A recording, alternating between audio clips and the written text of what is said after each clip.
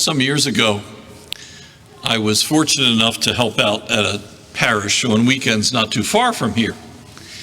And it was a wonderful place for many reasons. Among those reasons in my mind was the fact that my sister and her husband and her children attended that parish, which meant that usually they would be at the Mass I celebrated. That church was designed in many ways just like this, so they would usually sit over on that side. Well, this one Sunday, when I got up to my seat, I looked around and I didn't see them. I thought, well, this is kind of strange. I thought they were going to be here.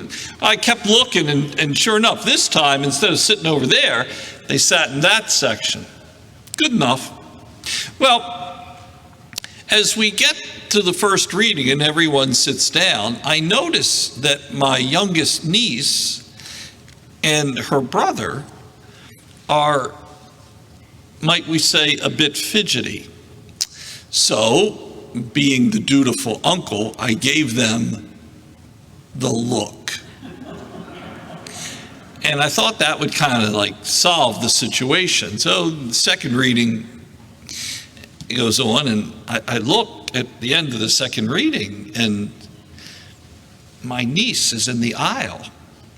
And I'm thinking, oh, this isn't going to be good. This really isn't going to be good. Thankfully, it was before the days of live streaming, so the whole world didn't see this. Anyway, within a few seconds, I see my sister's arm reach out and grab her and pull her back into the pew. Thought it's kind of strange. So Mass went on, and after the end of Mass, I was in the narthex in the back, and they all came up to do our usual Sunday morning hugs, and I said, can somebody tell me what was going on there? And my sister volunteered by saying, yes, it was your sister saving you. Saving me from what? She said, total embarrassment. I said, why? Tell him. Just go ahead, tell him. My youngest niece says, well, he was aggravating me. And you told me that if he aggravates you, I should come and tell you. So I was going to come and tell you so you would do something to make him stop. At which point in time we had a discussion about appropriate things to do in church, things that we can do around Father in public, and things we don't do with Father, Uncle in public. It was kind of the public activity kind of conversation. What do we do in public?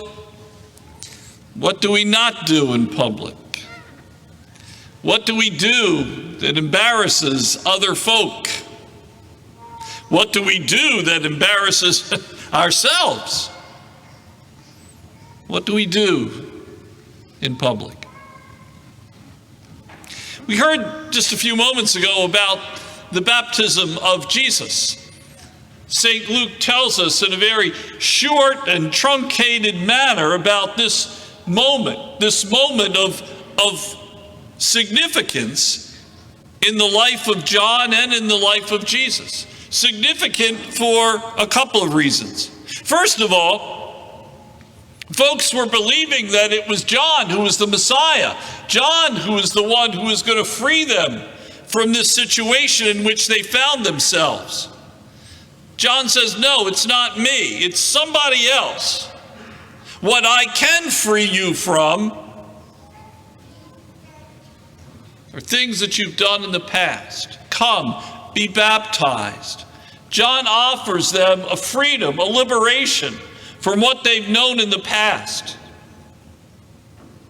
But that moment is also important because it is then that John recognizes the one who will offer a baptism completely different from his. This baptism will be not only a freedom, a liberation, but a transformation through the power of the Holy Spirit. And yet that transformation in the power of the Holy Spirit will also place demands on those who receive it. But it's also an important moment, finally, because it is at that time that Jesus begins his public activity. And John says that quite clearly. I will diminish, he will increase. And in the rest of Luke's gospel, we'll hear very little about John, but much about Jesus, identified now as the beloved Son of God, who offers liberation and transformation in his Spirit. He now sets out to do indeed what he has said in word. If there's a moment in the gospel that we can understand, that we can relate to, that we can appreciate probably more than any other, it's this moment of baptism. Not just the baptism that John offers, but the baptism that Jesus experiences. It's precisely what we celebrate in this holy time of year. We've all experienced it. We all know it. We've all been baptized. We've all been liberated from anything that would keep us from God. In fact, what is it that we celebrate in this holy time of the year? God has come to dwell with us.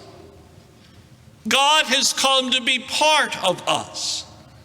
Through the water of baptism, we become sharers in God's life. God comes to dwell with us so that we will dwell with God. It becomes the defining moment of our lives. Foolishly, we think that our lives are defined in so many other ways. The place we went to school, the place where we work, this accomplishment, that accomplishment. When we stand before the throne of God one day, none of that will matter. What will matter is, how did we live Jesus? How did we live this divinity that we now share because of his sharing in our humanity? How did our lives become like his? Because his life became like ours. And is that not what defines us? Is that not what we live for? Is that not the endeavor of our lives, to live Jesus constantly? And yet, we hesitate. We hesitate to do that. We hesitate in our public actions to proclaim Christ. I'm not suggesting that we have to wear t-shirts or hold up signs. What I am suggesting, however, is that to live Christ means that we can see in other people the presence of God. Did God not come to dwell in them as well? They're not to be our enemies. Perhaps they don't hold an opinion like ours. Perhaps they don't do what we do. Perhaps they don't believe what we believe. Still, children of God all are. No?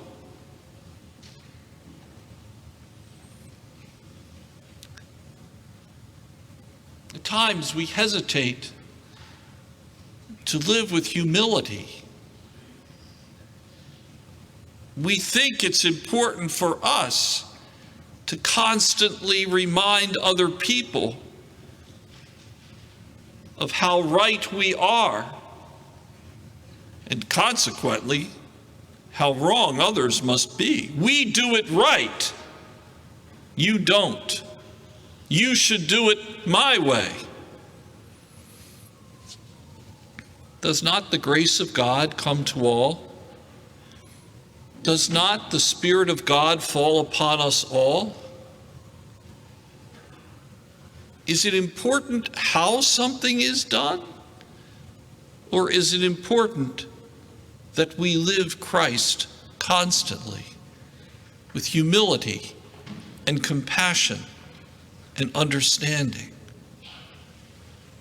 We come here to the holy table of the Lord to constantly be nourished by that very presence that has overtaken our lives on the day of our baptism. We come to be strengthened at this very sacrament so that day in and day out we live Him. There's nothing else more important. For us, there is nothing else more important than living Christ, than allowing other people to see Christ because of us, allowing other people to hear Christ through us. It is not only the endeavor of our lives, it is what God asks us to do. And it will be what one day we are judged on.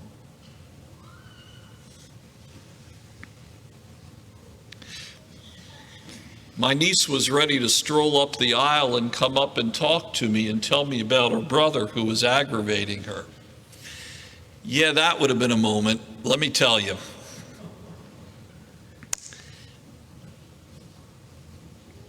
We had to have a little conversation about what you can do with father, uncle in public and what you should probably kind of shy away from a little bit.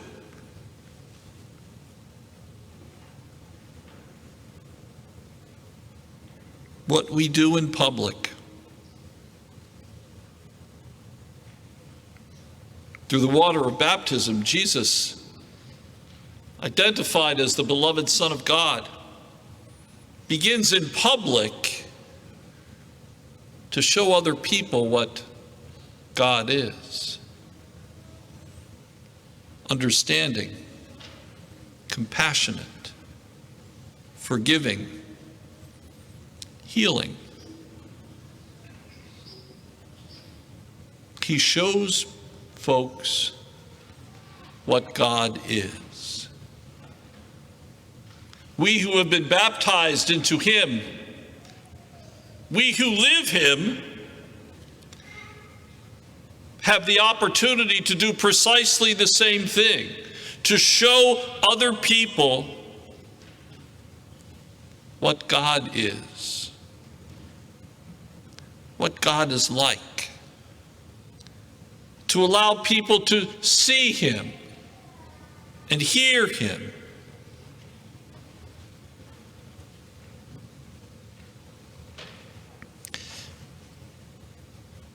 Is that what you do in public? Can people hear Christ in you? Can they see Him in you?